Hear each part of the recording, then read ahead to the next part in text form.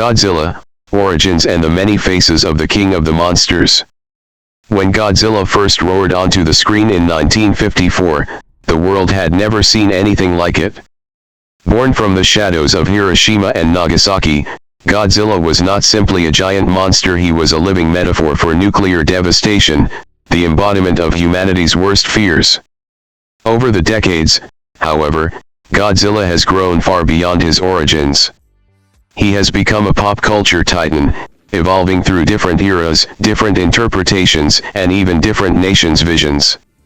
This journey will take us through the 6 key chapters of Godzilla's history, from his origins in Japan, to the colorful Showa era, the grand battles of Heisei, the experimental millennium years, Hollywood's reimaginings, and finally his modern rebirth as a global icon. The very first film, Gojira, 1954, directed by Ishiro Honda, was a grim black and white allegory. Japan, still scarred by the atomic bombings and the Lucky Dragon 5 nuclear test incident, found in Godzilla a terrifying symbol. This Godzilla was no hero. Towering, unstoppable, and fueled by radiation, he reduced Tokyo to ashes in scenes hauntingly reminiscent of wartime devastation. The film was not merely entertainment, it was a national catharsis, a warning about mankind's destructive path with nuclear energy. Thus, the King of the Monsters was born, a godlike force of nature, punishing humanity for its hubris. As time passed, Godzilla changed alongside Japanese society. From the bleak horror of 1954, he gradually shifted into a more family-friendly figure.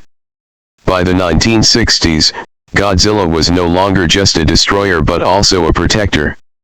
Films like Mothra vs. Godzilla, 1964, Ghidorah, the Three-Headed Monster, 1964, and Destroy All Monsters, 1968, transformed him into a reluctant hero, battling other kaiju that threatened Earth. The Showa Godzilla was often playful, even comical at times, famously performing flying kicks or teaching young monsters like Minilla. This mirrored Japan's post-war economic growth and optimism. Godzilla had evolved from a nightmare into a superhero for children. By 1975, however, the formula grew tired, and the series went into hibernation. After nearly a decade's silence, Godzilla returned darker, larger, and more powerful. Beginning with the return of Godzilla, 1984, the Heisei era sought to restore the creature's menace while incorporating advanced effects. Godzilla now had new iconic foes: Biollante, a grotesque genetic hybrid, Mechagodzilla reborn as a high-tech weapon, and Destoroyah, a creature born from the same oxygen destroyer that killed the original Godzilla. This era was marked by continuity, emotional storytelling, and a sense of tragic inevitability.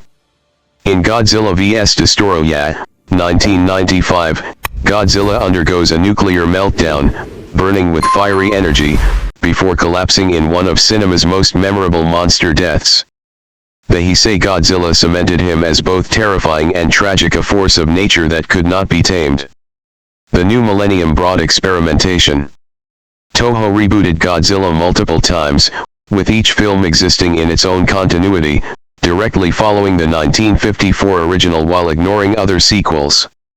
Highlights include Godzilla 2000, introducing a sleeker design.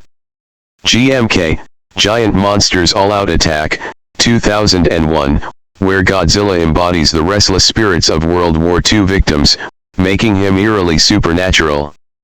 Godzilla, Final Wars, 2004, a wild anniversary celebration, packed with dozens of monsters and martial arts-inspired action, culminating in Godzilla defeating nearly every kaiju ever created, including the infamous Zilla from 1998. Though uneven, the Millennium films showed that Godzilla could be endlessly reinvented. Godzilla 1998, the first American attempt. In 1998, Roland Emmerich brought Godzilla to Hollywood with Sony's adaptation. The film, however, was widely criticized. The monster's design resembled a lanky dinosaur, lacked the atomic breath, and failed to capture Godzilla's essence. Toho later renamed this creature simply Zilla, declaring it was not the true Godzilla. Legendary Pictures reintroduced Godzilla with respect and scale. In Gareth Edwards' 2014 film, Godzilla was massive, majestic, and restored as a balancing force of nature. The climactic atomic breath scene reignited fan passion worldwide. The Monsterverse expands. Kong, Skull Island, 2017, reimagined Kong as another ancient titan, building toward a shared universe. Godzilla, King of the Monsters, 2019, united Godzilla with classic foes Mothra, Rodan, and King Ghidorah in epic kaiju battles, climaxing with the fiery burning Godzilla. Godzilla vs. Kong, 2021, delivered the long-awaited clash, ending with both titans joining forces against Mechagodzilla. Godzilla x Kong, The New Empire, 2024, further explored Hollow Earth, showcasing their uneasy alliance. This cinematic universe transformed Godzilla into a true global icon. Meanwhile in Japan, Toho continued its own path. Shin Godzilla, 2016, depicted Godzilla as a grotesque, mutating organism, serving as political satire about government inefficiency, echoing the Fukushima disaster. Godzilla -1, 2023, set in post-war Japan, returned to horror roots, portraying Godzilla as an unstoppable terror. The film earned international acclaim and even won the Academy Award for Best Visual Effects, the first Godzilla film to claim an Oscar. Together, Hollywood and Toho offered two visions, one spectacular and action-driven, the other haunting and symbolic. Conclusion: the roar that never dies. From the ruins of 1954 Tokyo to the grand arenas of modern blockbusters, Godzilla has survived, adapted, and thrived for over 70 years. He began as a symbol of nuclear terror, a grim warning about mankind's hubris. Over time, he became a protector, an anti-hero, and a global pop icon. Each era reflected the concerns of its society: post-war trauma, Cold War anxiety, ecological fears, or political satire. Why does Godzilla endure? Because he represents more than a monster. He is the embodiment of forces beyond our control: nuclear power, nature's wrath, humanity's mistakes. His roar reminds us of both our vulnerability and resilience. Through more than 35 films, countless comics, games, and novels, Godzilla has joined the ranks of timeless icons like Superman, Batman, or King Kong. Yet unlike them, he is not human. He is primal, awe-inspiring, and eternal. As the screen fades to black, and his thunderous roar echoes once more, we understand.